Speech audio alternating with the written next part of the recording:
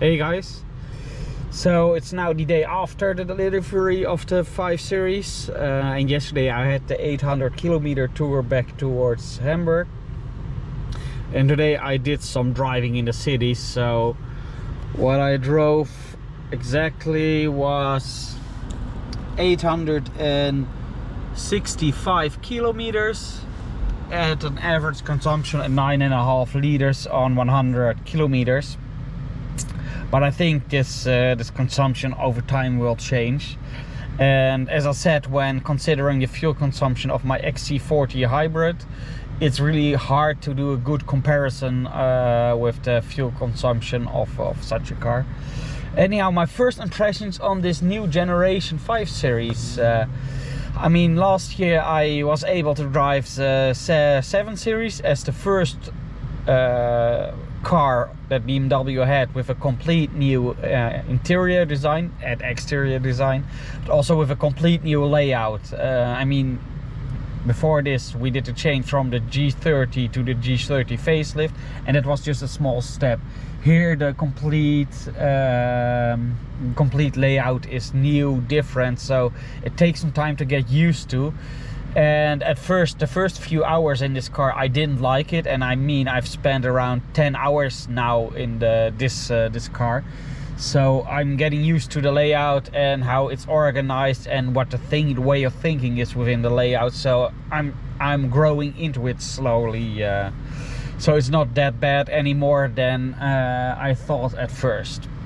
So first impressions don't always are the correct ones, I can conclude. Anyhow, my thoughts. It's a very excellent handling car. I mean, it's comfortable for a long haul. It's also fun to drive, and I think this fun to drive stems from the fact if you go in sport mode,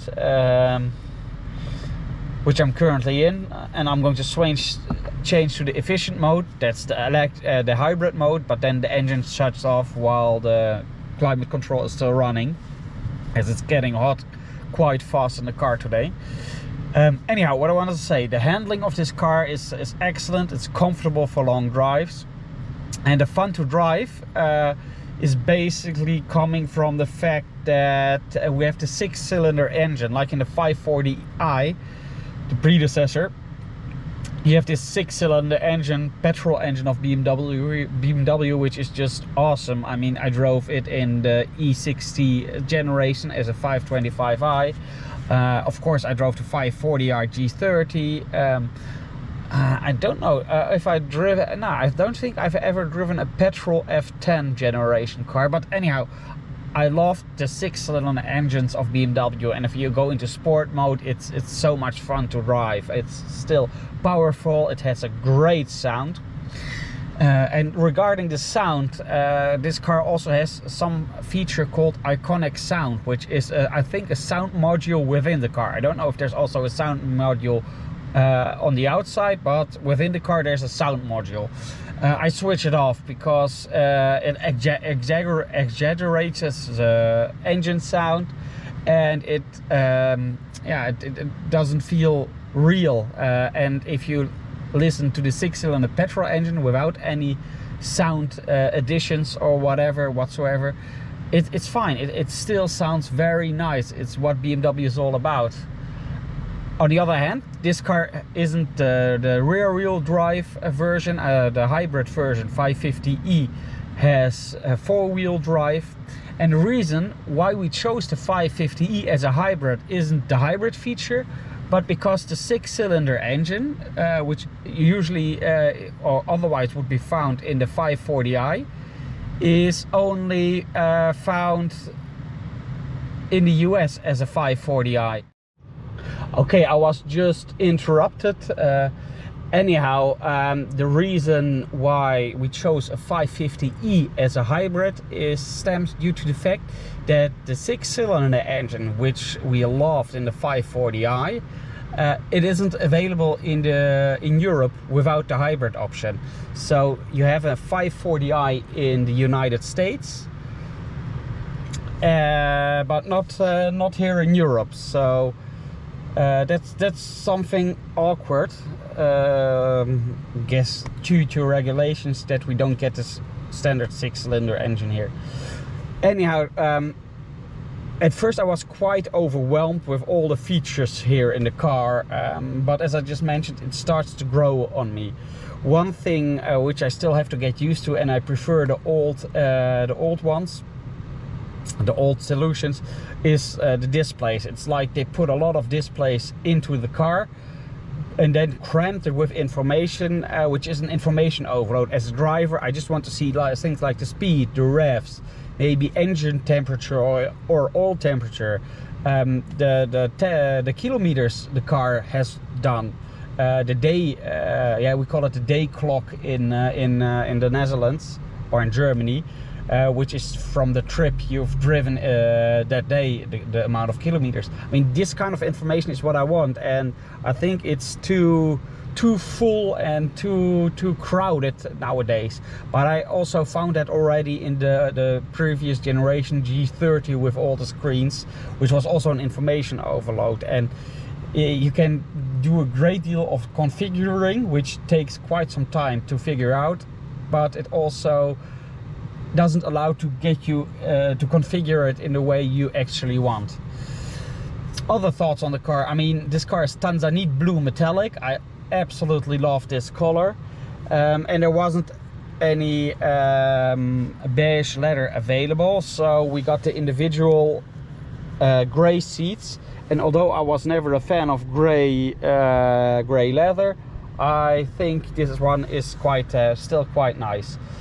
One thing I also was a bit worried about is that the interiors, the interior trim would be blue, but luckily there's all wood in here, because in the configuration, or in the configurator of BMW, showed this all blue.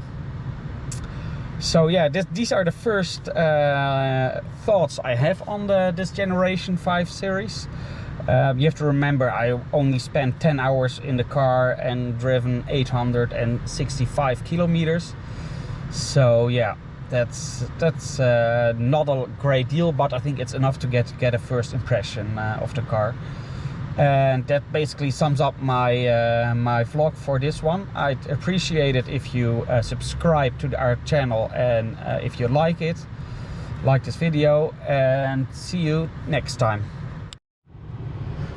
One thing I might want to add is what I dislike, but due to European regulations, that's probably goes for all new cars, is that I have the feeling that due to all the assistance in the car, it takes over driving much more and intervenes with your way of driving.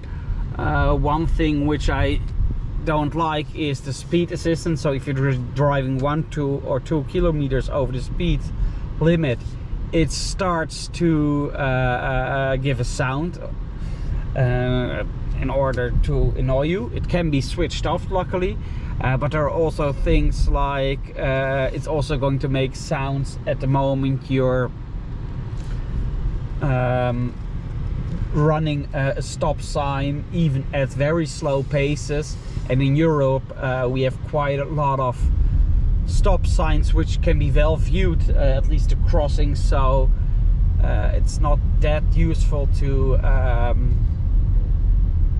have a situation in which you so the other things that are annoying are the function that the stop sign also gives, as if you're running a stop sign or a red light or another priority sign, it's going to intervene also, in a way it's going to give you a sound. Now, I'm not saying that you should run these kinds of traffic regulations or ignore them, but then sometimes there are crossings which you can view very well, and then it's quite annoying to have the car making all kinds of sounds, even if you just drive onto it at a very slow pace. But that really brings us to the end of this video. Thanks for watching, and see you next time.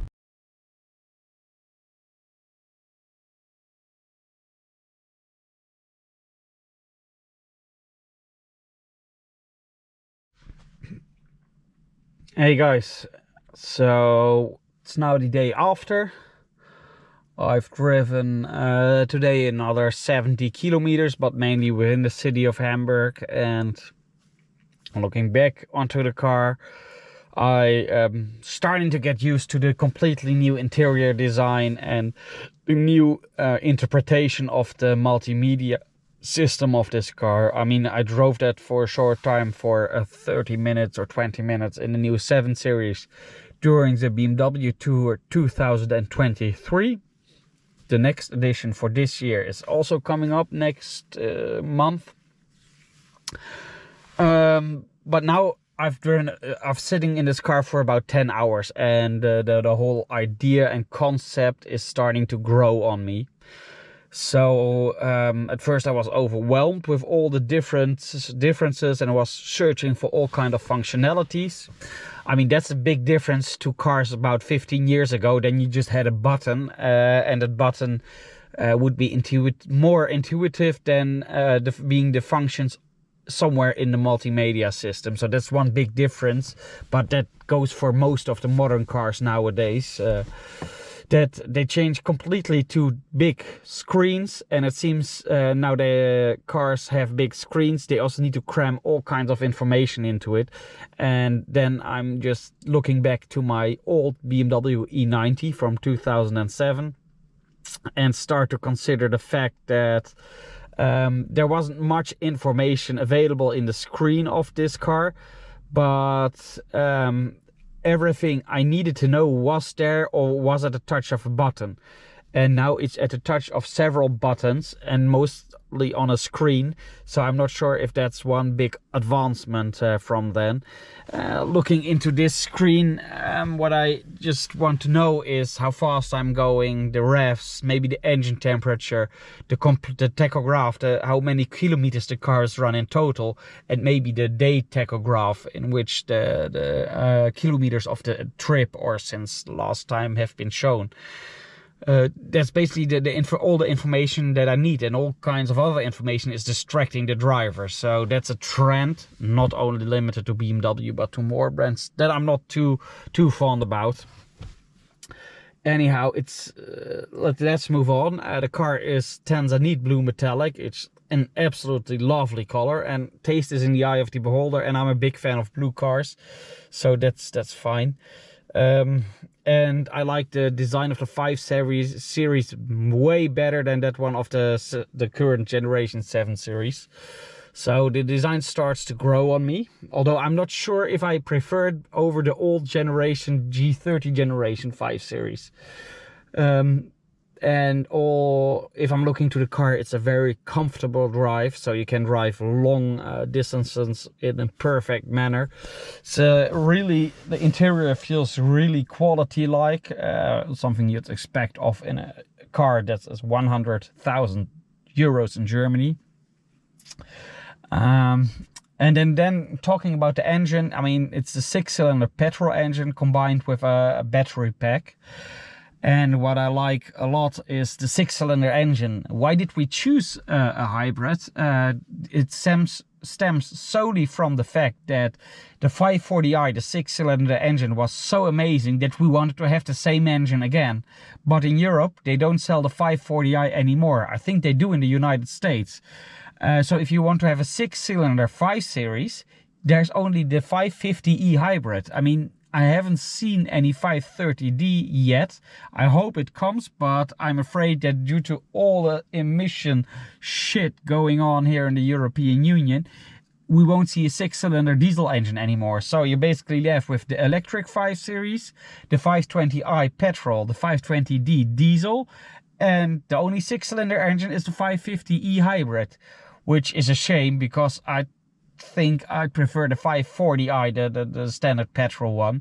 Also, if you're looking for, if you wanting to buy the car second-hand sometime, then I prefer a car without a battery. I'm still quite hesitant about second-hand batteries. Anyhow, for the interior color we chose gray. I wasn't a big fan of grays. I'm more the beige kind of guy, but it starts to grow on me. Excellent seats, ventilated seats, Yeah, and if you then want to configure or adjust settings of the climate control, that's basically for me also a problem. You have a few buttons here, you have some few buttons here, but the main configuration is also somewhere in the screen, hidden in several menus, which isn't intuitively, so that's not something I'm so fond about. But anyhow, sound system, Bowers & Wilkins, excellent sound system. Oh yeah, and one thing which amazes me a lot, so let's switch on the car one more time. That's this humongous sunroof. The only downside is you cannot open it anymore. But it's big for a limousine. I mean, I've seen such big roofs in the 5 Series Touring, but yeah, not in a limousine. So, but I think because of its size, that's the reason why it cannot open, because there's not space enough in the roof to put it away.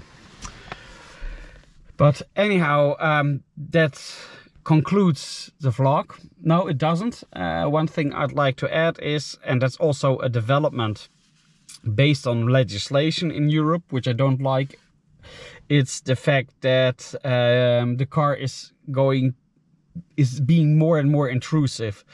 So if you're speeding, even if it's just really slightly, which sometimes happens, you'll have and although it's a soft, but there is a sound. You can switch it off, but you have to do it each time you start a car. And also if you're running a red light, a stop sign or a priority sign, it's also going to be interfering, I think, with a sound at first. But I'm not too fond of all these interfering with driving, and I'm not saying or advocating that you should break the rules, but yeah, it's starting to be annoying that the car is going to interfere with your driving so much. One thing which I see as a critical safety hazard, although it's designed as a safety feature, I have it with my Volvo XC40, it's the collision avoidance system. It is supposed to avoid a collision, so if you're moving sideways and there's a car, it just pushes you back onto the lane which you're on. But if you're trying to swerve from somewhere and not hitting something in your lane or some bigger object, or there is a car to the side where you're coming from, so the other side, then the collision avoidance system is pushing you actually towards the danger. And I've had it 2 times that the car, my Volvo, was pushing me away from danger, but to a side in which I saw danger. And although nothing happened, it isn't a pleasant surprise that the car might override you, trying to save you, but then actually putting you in a more difficult situation. But that's legislation. I think we're going to see that with all the cars, so that's not something I can blame on Volvo or on BMW. Anyhow, thank you for watching. Please like and subscribe, and see you next time.